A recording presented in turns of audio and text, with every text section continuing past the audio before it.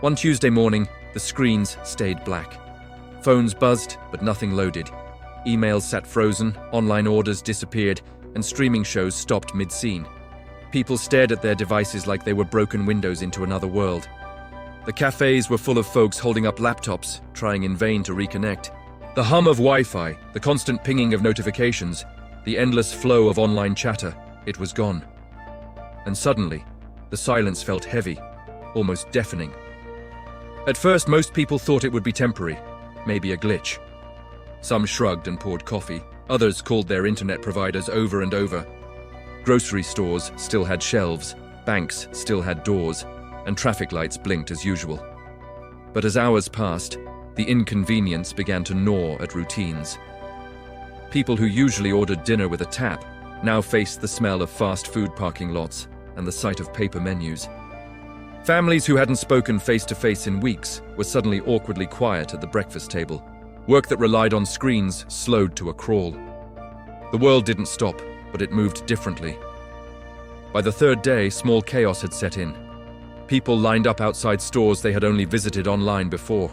Coffee shops filled with workers trying to finish reports by hand. Kids, used to endless streams of videos and games, stared at blank walls or the sky. Streets once empty of walkers filled with people taking their phones out of their hands, unsure what to do.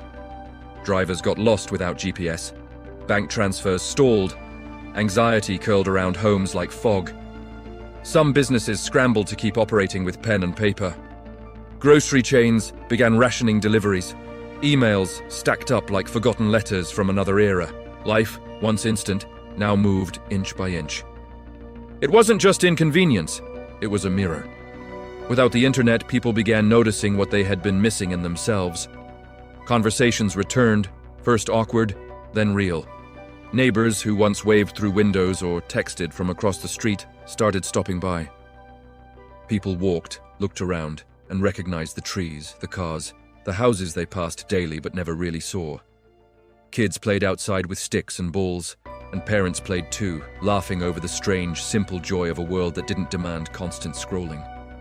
But the quiet also revealed emptiness, hobbies forgotten, skills never practiced, work postponed indefinitely. It wasn't just the internet that was missing. It was the illusion of connection and accomplishment it had carried. By the end of the first week, a rhythm began to settle. People learned which businesses still ran smoothly offline. Handwritten lists replaced app reminders. Cash and checks returned to everyday use. Farmers' markets thrived as people realized they had never truly seen what was growing nearby. Coffee shops became meeting hubs. Dinner tables were longer. People rediscovered boredom, and with it, creativity. And yet, alongside this new life, there was unease. Without instant information, rumors spread fast. Mistakes happened. Some felt cut off, anxious at first, then curious. The world didn't collapse, but it showed a truth most had forgotten. The internet had been a convenience, not a lifeline, and now everyone was learning the hard way what really mattered and what they had taken for granted. By the second week, patterns emerged. Communities improvised, neighborhood notice boards appeared. People traded skills and favors instead of scrolling through posts. Kids taught each other games their parents had forgotten. Local musicians played on porches. Mechanics, plumbers, and shopkeepers became the stars of the hour. The economy slowed, but it also deepened in layers people had ignored: relationships, craft, patience, and problem-solving. And yet, the absence of the digital world was a vacuum some couldn't fill. Anxiety lingered like static electricity in the air. Some wandered streets endlessly, gripping their dead devices. Others found peace in the quiet, learning to measure time differently. By the fourth week, society looked different in subtle ways. Paper newspapers and letters came alive again. Children had learned to read maps. Families cooked together without looking up recipes. Entrepreneurs found ways to advertise with posters or word of mouth. People had rediscovered the tactile world. Coins jingling in pockets, ink smudging on paper, sidewalks that reminded them where they lived. And underneath it all, a quiet truth settled in. Connection isn't only digital.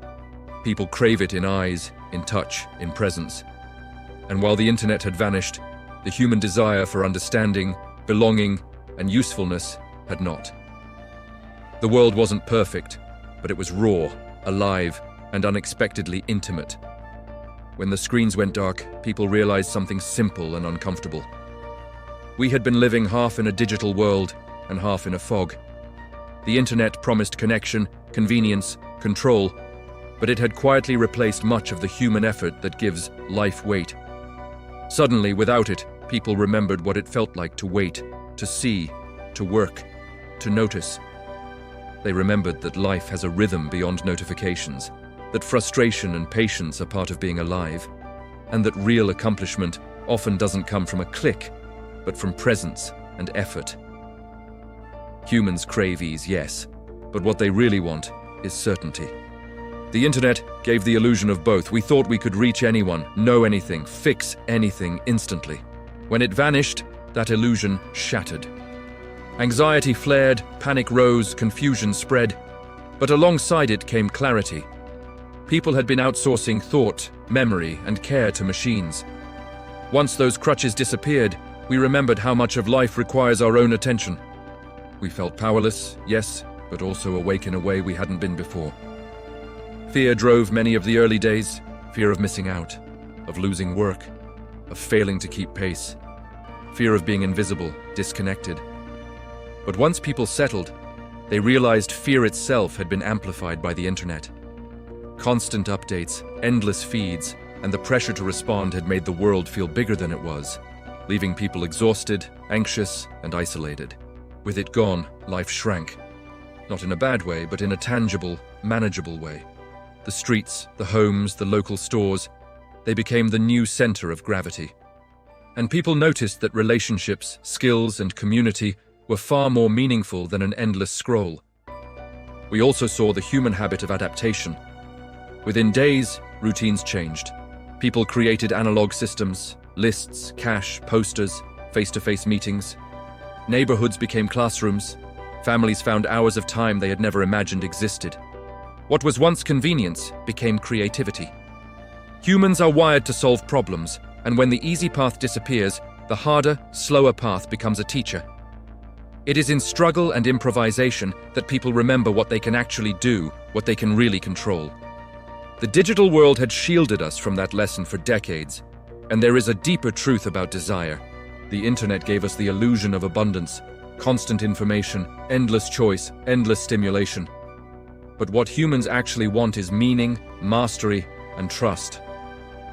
When screens went dark, people realized that money, work, and connection don't matter as much as competence, care, and community. A neighbor who can fix your car, a friend who listens, a child who laughs in your backyard. These are richer than 1,000 unread emails. The internet taught us that being seen matters, but the month without it taught us that being useful matters more. Systems shape behavior more than we like to admit. The internet conditioned people to expect instant results, to value the visible over the real, the viral over the vital.